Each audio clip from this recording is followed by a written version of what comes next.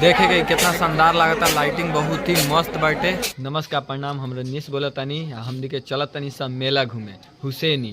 तई हम बानी दीपक बाड़न, आज मेला बा। गौरव बाड़न गौरव बाड़न आई हमनी के धनुआ गाड़ी बाटे। तो चलत तनी अब हमनी के मेला आगे मैं वीडियो दिखात रहे हमनी के रुआ बनल रही। अभी बीच रास्ता में आ गल बानी सा, देखे के गांव बहुत पास क गल बानी सा। अभी गाड़ी पे बानी सा, अभी पूरा अंधेरा हो गल बाटे, दिखाई उतना नहीं दे पावत। तो चलिए आगे भी दिखाओ तो हमनी के मेला में का होता। फाइनली हमनी के मेला में आ गल बानी सा, देखो तो हम साइड में मेला बुझात हुई। हमनी के हाईवे पे बानी सा, अभी अंदर मेला बा। तो हमनी के वीडियो देखो तो कहीं लोगन और ढेर सारा चीज देखा हमनी के मेला में का बाटे, बहुत छोटा छोटा चीज बाटे।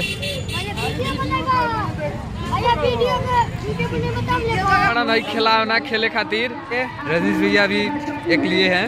मेला में एगो चीज देखे के मिलल लव वाला बैलून। जेकरा भी प्रपोज करे के बा गर्लफ्रेंड के तो लव वाला बैलून लेके आई लव वाला बैलून ले अब प्रपोज कर सकते। लव वाला बात ये प्रपोज करे के वही गन लगा हुआ है मेला में। देखिए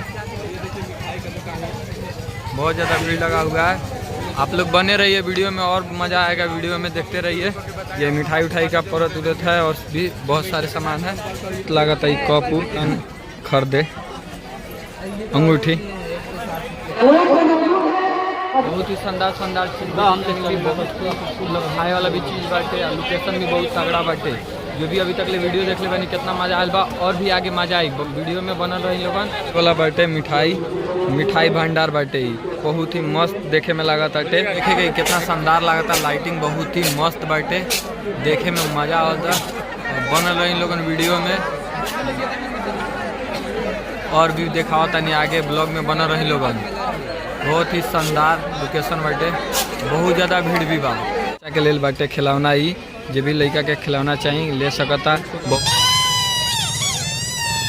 फाइनली हमनी के पूरा मेला घूम लेनी सा, तब आयल बनी सा लास्ट में हमनी के झुलुआ पे। तो झुलुआ वाला पीछे रोगा दिखाई दे, तो दीपक के भी पीछे जो चीज झुलुआ उलुआ दिखाई देता। अबे तहाँ बारी सा हमनी के। तो इतना देर तक ले वीडियो में बने खातिर तहे दिल से शुक्रिया कि हमनी के पूरा वीडियो देखनी है लोगन। तो देखी पीछे जितना ही मेला उला के जो भी बाटे लड़का सके झुलुआ सब लागल बा। तो अब हमनी के वीडियो समाप्त करतनी।